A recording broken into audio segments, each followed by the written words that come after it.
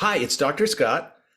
Before I teach you how to make a journal, I want to teach you why I make journals because I am a stickler for the format, not because I'm a picky English professor, but because I have generations of students thanking me for giving them this skill set. And here's the skill set that it gives you. It's basically four parts. Number one, you engage your right brain by searching for images to add into your journals, and these are essential, so they're required. Number two, you do some background readings so you know who you are reading and something about them. So there's always required background readings, and a quick quote from a background reading is part of every journal. Number three, you actually have to do the reading. I'm from the old school 20th century Cliff Notes generation. You're from the internet and ChatGPT generation, but you're not going to fake it till you make it with my course. I need you to look at the words on the page from the iconic queer authors that we are reading. So we'll have a quick quote, at least, from the authors that we're reading to show that you've read it.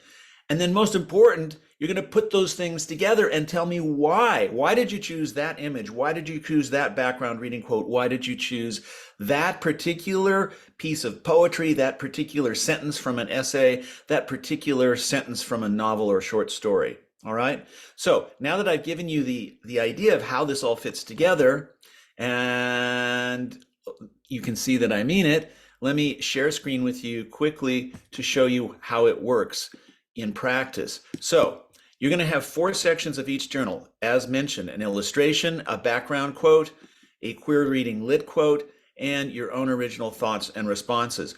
I've actually cut and pasted a bunch of journals from a prior English 5 class. Now note, their readings were a little bit different than yours. We were reading Audre Lorde, but we weren't reading exactly the same readings. But that's not the point. It also makes it harder for you to just steal their stuff. I want you to see the format. There is always an illustration at the top. There's always a background reading quote. It's usually just a sentence or two long. There is always a queer lit quote, which is a quote directly from the author.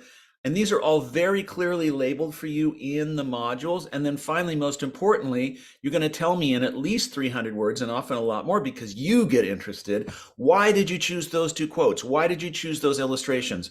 What does this mean to you? And how do you put these things together? So you've got a number of sample journals here. They're also available to you as a PDF should you ever need to go back and refer to them in future years. I'll let you go through the journals as quickly or not as you want to get ideas of how they're done. But let me back up for a minute here to the module itself and the assignment, because I want to make sure that you know that in week one here, that here's the required background reading, which is on intersectionality. And I'm expecting a quote from that or from one of the optional background readings or background videos, since you have options.